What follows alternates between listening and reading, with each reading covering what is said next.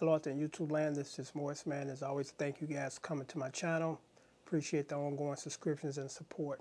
Today I'm going to do another short special video as far as maintenance on your guitar and some other things that you might find of interest. And the first one is, since there's been an extreme amount of cold in the Midwest and in New York as far as the weather being extremely cold and you having to run your air or your heating, your house tends to get a little dry because of the humidity. And unfortunately, this has been one of the worst winters on record out where we're at. And I have like maybe 15 guitars, and I got like maybe 6 guitar cases because cases kind of take up a lot of space. They can be expensive. And when I'm going out to a gig, I can just interchange the cases with the guitars, you know, depending on what guitar I need for the gig. Just throw the guitar in the case and I'm out of there. I don't like to have some of my guitars, excuse me, out, you know, at home, you know, so I can have quick access to them to play them. So I don't like, you know, cage them all up or, you know, case them all up all the time. And unfortunately, I had paid a big price for that because, again, it's been a very brutal winter. And the humidity has just been unbelievable. And what I've experienced with about maybe 5 of my guitars is the frets were starting to protrude out. And that's one thing that I really hate. Well, when they protrude out and you're playing, you start getting scratches on your hands. So it was kind of severe to the point where I could barely play some of my guitars. So I contacted a guitar maker, and he said that, a repair guy, and he said that what you're probably going to have to do is get a guitar case, and from this point on, try to keep them in a guitar case, which I will. But as far as dealing with the problem you have now, he said that you can get what's called humidity packs and put them inside the case, or actually even put them on the guitar themselves if there's acoustic guitar. And that might help combat some of the dryness, because what happens is with the humidity, it literally shrinks the wood. The wood contracts and the metal pieces kind of protrude out. So he said that it might get back to the point where you can play them comfortably, but as far as them going back to the way they were prior to the humidity, most likely that's not going to happen. So I was quite upset. So I was trying to figure out ways to, you know, sand down the metal piece, because again, I couldn't play it. It was ripping my fingers to shreds. So I went to actually the hardware, and they said that, well, you got expensive guitars and we don't want to be held accountable, so you know, we're not going to touch that. So they gave me some suggestions as far as taking a sander and probably trying to sand it down. And I attempted to do that, wasn't making any progress. And I came with a very unique idea that actually will allow me to play my guitars again and actually play them better. And it might be a little unconventional, but hey, you do whatever you do to make it work, or do whatever you have to do to make it work. So I thought about it. I said, how about duct tape? So I actually got some duct tape, and I cut them into little strips. And actually what I did was I lined up alongside of the guitar neck, but not so far overlapping the fretboard so the strings won't buzz, either the E, light E, or heavy E. So I did that, and actually it plays like it played before, you know.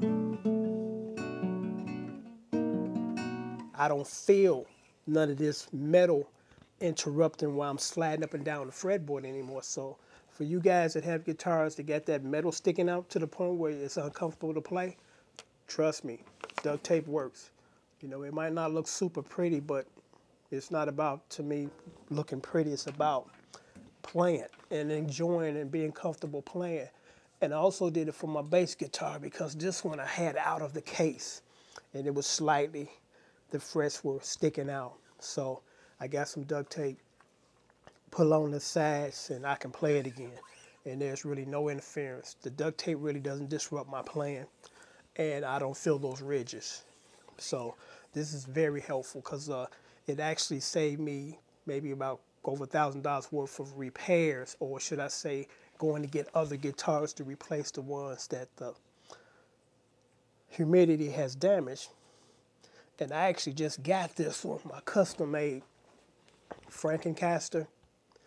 And I actually kept it in the box that it came in, but the humidity was so strong that it even damaged this too, as far as I could feel the metal strips. And this one was really bad to the point where I was trying to get through one song doing the cover, and I had to actually put the guitar away because it was scratching up my hands. So this actually will remedy the problem for good. So for you guys that have issues with your guitars during the winter time, instead of paying somebody to perhaps do some of that work on the neck, just put some duct tape on it. Because I didn't try the humidity packs. They might work, so I can't say that they have or they haven't because I didn't try them. But this is a quick fix and it costs you less than $3. Okay, next on the list is somebody asked me, what did I think of fingerstyle playing guitar? And for those who don't know what fingerstyle playing guitar is, it's basically when you're playing the melody and chords together. It's kind of like the guitar player version of playing piano, and playing in that manner where piano players playing the chords and the melody of the song minus the vocalist.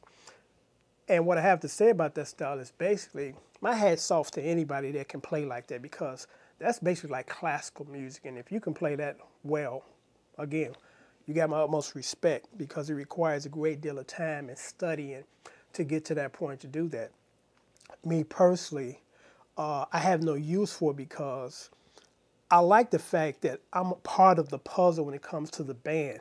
I don't want to be the whole puzzle where I'm playing the melody and I'm playing a chord at the same time, but then trying to play the bass line at the same time too. It's too much work. I like the fact that I interact with other people and I bring something to the table. The bass player brings something to the table, the keyboard and drums and so on and so forth. So it's a good, thing to be able to do.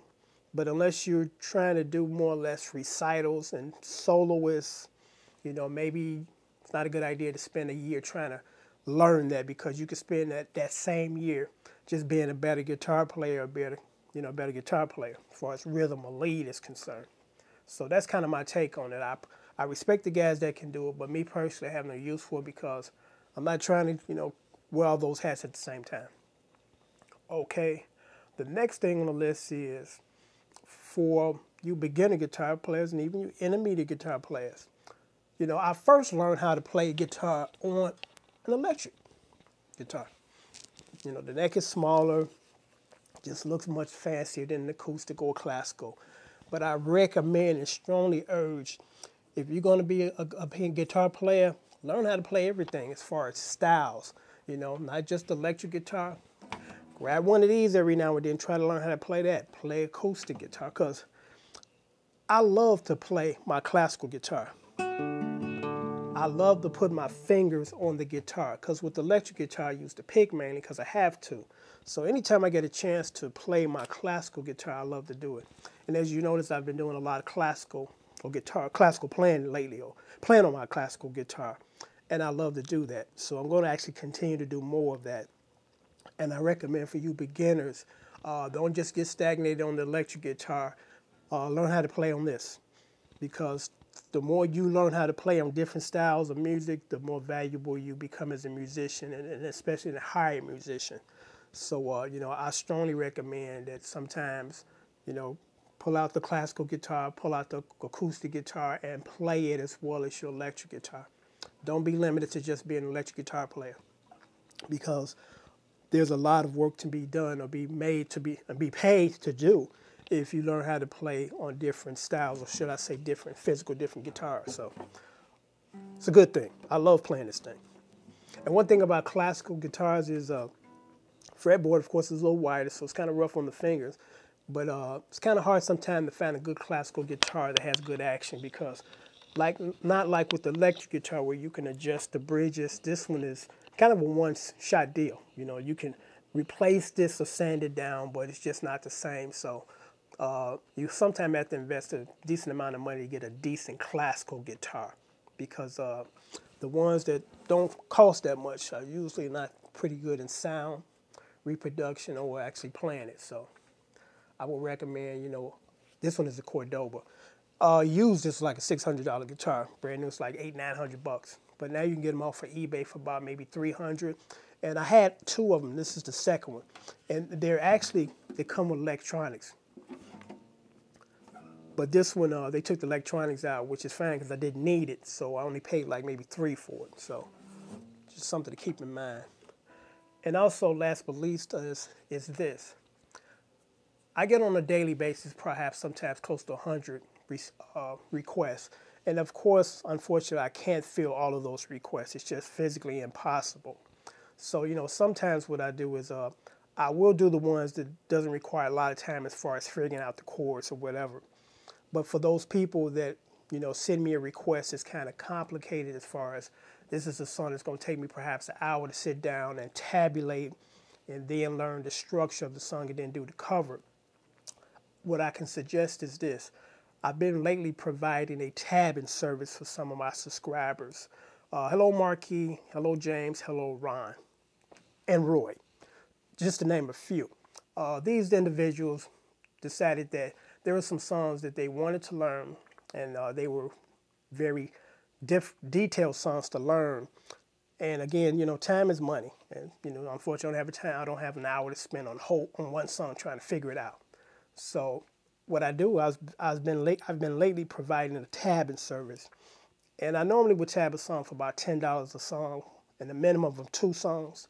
And if anybody's interested in learning the song that I haven't covered, or it's going to take a great deal of time to, map out the chord progressions and things of that nature, I do provide that service. And what you get for that service is you get me doing the cover with the chords under the video, and then you get an extra added video because I send these videos directly to your home. You get an extra added video where you see my close-up of my hand, and sometimes I do a breakdown of the chords because from a distance on those covers, you cannot see my hands as far as where they're at string-wise. And a lot of difficult chords like slash chords, you can't pick those up by just looking from a distance. So the second video I provide is where the guitar is up close. You see my fingers in every position as far as doing those chords. So if anyone's interested in that service, you can inbox me and I'll give you the further details. Because what normally takes place is you send me the service fee through PayPal, and normally within an 8-hour period, sometimes usually less, I tabulate your song, and then if you want, I can post it on YouTube. You get it immediately, along with the DVD that's coming to your home. So I thought that I would mention that because I do have a few people on my channel, subscribers, that have subscribed to the service, and they're very pleased with the outcome, because there are times you might need to learn a song and you're playing in your band and can't find the sheet music, especially the old 70s funk stuff, because it's just almost non-existent, unfortunately. So I will provide to you the chords. And normally the voices are just like on the record, as you notice on my videos. I try to come close. So if anyone's interested in that, inbox me. Like I said, it's $10 per song, a minimum of 2 songs per order. And again, I tabulate it, do a video, then I do a secondary video where I do a close-up of my hands and I show you exactly my fingerings and my voices. So on that note, I'm signing off. And until next time, take care. Thanks.